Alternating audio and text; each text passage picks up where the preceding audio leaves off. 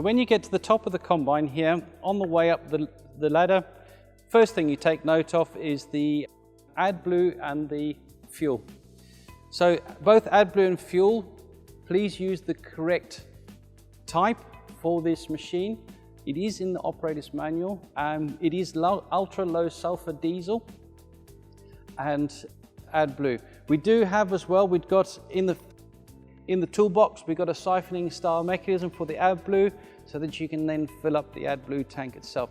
In the neck of both the tanks is a filter, and as per everything else, wipe it down, clean it down first before you open the cap so that there is no dust ingress into both tanks. While we're on it, in front of that we have the coolant pack. On a daily basis, just open this up, have a good look in there, clear it all out, blow it all down so that there's no dust lying about, and it goes for the rest of the top of the machine. So make sure that's all nice and clean and everything's okay inside, no leaks, etc. Once you've done that, good idea, keep it closed, close it all up. Then come here to the two air filters themselves. Both air filters are linked. If the light comes on in the cab, then this is when you need to then come out and replace these. If you do use any air to blow these out, please be very careful with any air. It's not recommended to use air at all on these filters. Do replace them as and when required, so only when the light comes on in the cab.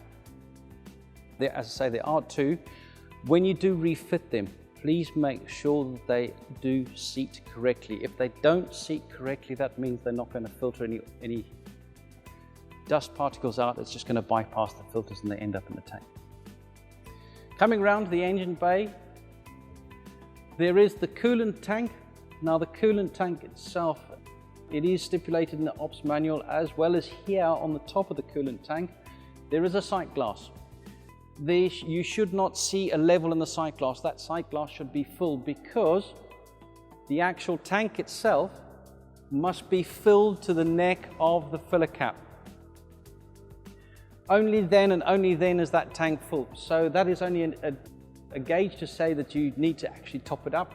If it goes any lower than that, please be very careful because you might get an airlock in the system itself and then other things could happen. We don't want that to happen. So make sure it's full.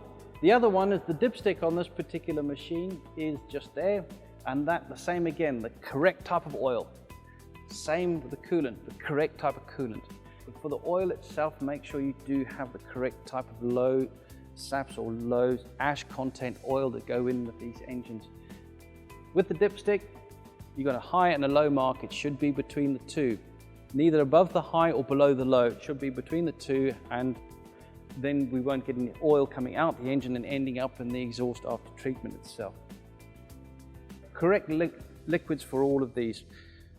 Hydraulic tank itself, same again. If you want to check the actual level, make sure it's clean before you open the cap.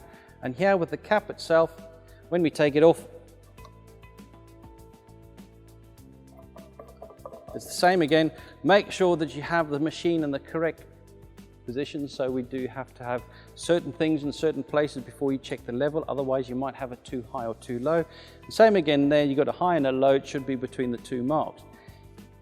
If you can see the oil on the dipstick, you can top it up through the top. Make sure you use clean hydraulic oil for this. Don't use it out of an old can that's got a little bit of grit or something like that in it.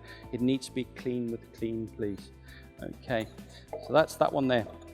When you fit it back down, just screw them back down. But make sure you always make sure that this area is cleaned off, and then you've got no problems with that.